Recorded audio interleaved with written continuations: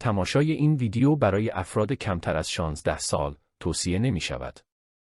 در این ویدیو قصد داریم تا شما را با 7 ادعای نادرستی که بارها و بارها در مورد خود ارضایی شنیدید آشنا کنیم و به این ادعاهای نادرست پاسخ بدهیم. هدف این ویدیو فقط و فقط ارتقای سطح آگاهی مخاطبان است. پس با ما تا پایان این ویدیو همراه باشید. باور نادرست اول. حتماً بارها و بارها این گزاره را شنیدید که خود ارضایی باعث ضعیف شدن چشمها و تضعیف بینایی می شود. اما آیا این حقیقت داره؟ پاسخ: دروغ است. تا به امروز هیچ گونه مستند علمی که نشان دهد هر گونه عمل جنسی موجب تضعیف بینایی میشه ارائه نشده است و چنین چیزی فقط یک وهم قدیمی نادرست است. باور نادرست دوم. خود ارضایی گناه و کاری غیر اخلاقی است. پاسخ: مذاهب همیشه سعی کردند تا با ایجاد احساس گناه در افراد، عادتهای جنسی را کاری غیر اخلاقی، گناه و بد جلوه دهند و در جوامع مذهبی چنین چیزی متداول است. در حالی که در جوامع غیر مذهبی این یک نیاز جنسی طبیعی شناخته می شود. از دیدگاه پزشکی، این یک عمل طبیعی و سالم است که حتی ریسک بیماری‌های عفونی را نیز ندارد. احساس گناه پس از این عمل چیزی درونی است که میتوان از طریق گفتگو با یک مشاور آن را برطرف کرد. زیگموند معتقد بود که سرکوب کردن این نیاز میتواند به مشکلات روانی و رفتاری در فرد منجر شود.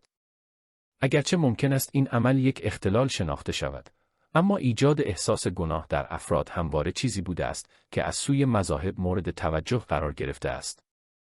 ادعای بعدی. انجام این عمل باعث ضعف جسمانی می شود. پاسخ: اگر این عمل به صورت افراطی و بیش از حد انجام نشود، نه تنها منجر به ضعف جسمانی نمی شود بلکه منجر به افزایش سطح هورمون‌های اندروفین و اکسیتوسین می شود که افزایش سطح این دو هورمون در بدن منجر به افزایش میزان آرامش در بدن می شود. ادعای متداول بعدی.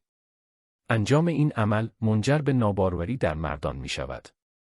پاسخ: تا به امروز هیچ یافته مورد تایید علمی که نشان دهد این عمل بر روی باروری در مردان و زنان تأثیر می‌گذارد وجود ندارد. ناباروری تحت تأثیر عوامل مختلفی همچون عدم تعادل هورمون‌ها، شرایط پزشکی و عادت‌های روزمره مشخص است. نکته مهم دیگر این است که افزایش میزان ترشح برخی از هورمون‌ها پس از انجام این عمل تنها به صورت کوتاه مدت بوده و هورمون‌ها مجدداً به سطح قبلی خود باز می‌گردند. ادعای غلط بعدی. انجام این کار موجب انزال زودرس می‌شود. پاسخ: این یک باور اشتباه است و این عمل با انزال زودرس مستقیما ارتباط ندارد. در واقع برخلاف این باور، تحقیقات نشان داده است که این عمل جنسی می‌تواند به کنترل بهتر انزال و کاهش احتمال انزال زودرس کمک کند.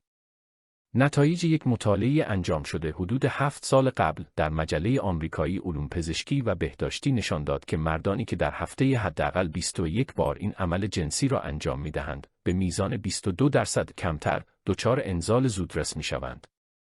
یک مطالعه انجام شده در حدود 4 سال پیش در مجله بین‌المللی پژوهش‌های پزشکی و سلامت نشان داد که مردانی که بیشتر از 2 بار در هفته این عمل جنسی را انجام می‌دهند، کمتر از مردانی که کمتر از 2 بار در هفته این کار را می‌کنند، دچار انزال زودرس می‌شوند.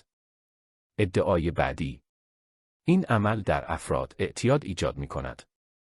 در اعتیادآور بودن یا نبودن این عمل بسیار حرف و حدیث است. اما هیچ یافته علمی ثابت شده‌ای در این رابطه وجود ندارد. اگر این عادت در حد معمول و به صورت چند وقت یک بار انجام شود، هیچ گونه پیامد منفی نخواهد داشت. ادعای بعدی. این عمل موجب کاهش تحریک جنسی می شود. پاسخ: چنین چیزی از نظر علمی صحیح نیست. بلکه تحقیقات نشون دادند که انجام این عمل منجر به تقویت و بهبود تحریک پذیری و حساسیت نسبت به لمس نقاط مختلف بدن می شود. اگر نکات آموزشی مطرح شده در این ویدیو برای شما مفید واقع شده است، لطفاً کانال ما را دنبال و به دوستان خود معرفی کنید. فراموش نکنید که زیاده روی در هر عملی مضر است.